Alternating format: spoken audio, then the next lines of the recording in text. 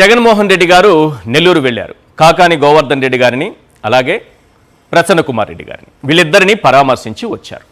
Right.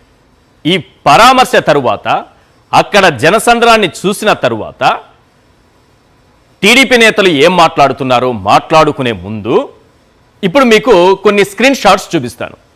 చాలా అవసరం ఇది. ఒకసారి ఆ స్క్రీన్ షాట్స్ చూశారంటే, కొన్ని థంబ్నైల్స్ మీరు చూశారంటే పూర్తిగా ఒక క్లారిటీకి మీరు వచ్చేస్తారు. క్లియర్ కట్గా మీకు చాలా విషయాలు అర్థమవుతాయి. ముందుగా ఆ స్క్రీన్ షాట్స్ ఒక్కసారి చూపించండి. ఎస్, నిన్న నెల్లూరులో జగన్మోహన్ రెడ్డి గారి టూర్ ముగిసిన వెంటనే జగన్ నెల్లూరు పర్యటనపై నారా లోకేష్ ప్రెస్ మీట్, జగన్కు కౌంటర్గా అనిత ప్రెస్ మీట్, జగన్ పర్యటనపై కోటంరెడ్డి శ్రీధర్ రెడ్డి ప్రెస్ మీట్,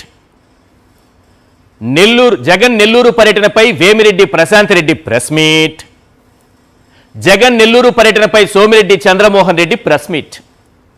చూశారుగా ఎంతమంది పచ్చ నేతలు పొలోమంటూ వచ్చి ఒక్కసారిగా ప్రెస్ మీట్లు పెట్టారు.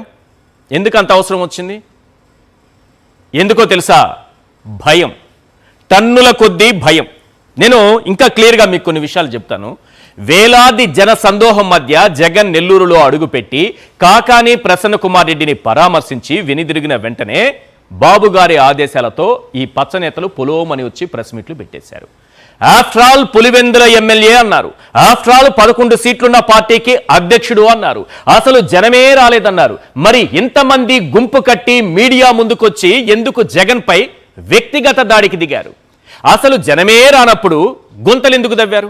అసలు జనమే రానప్పుడు 3000 మంది పోలీసులను ఎందుకు దింపారు? అసలు జనమే రానప్పుడు తండ్రి కొడుకులు ఎందుకు మానిటరింగ్ చేశారు? ఒక్కటి మాత్రం నిజం, స్వయంగా హోంమంత్రే ఓ ఫేక్ వీడియోను చూపించి అది సాక్షి టీవీలో ప్రసారం చేశారని ఫేక్ ప్రచారం చేశారు. అది సాక్షి టీవీలో వచ్చిందా? సాక్షి టీవీ ప్రసారం చేసిందా? హోంమంత్రి గారు రుజువు చేయాలి, లేదా సాక్షి టీవీకి క్షమాపణ చెప్పాలి.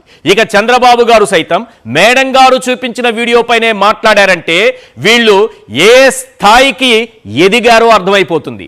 ఏ స్థాయికి ఎదిగారో మనకు అర్థమైపోతుంది. 14 నెలల పాలనలో ఏ రోజైనా ప్రజా సమస్యలపై ఇట్లాంటివి ఇక్కడ చూస్తున్నాం కదా, ఇలాంటి ప్రెస్ మీట్లు పెట్టారా?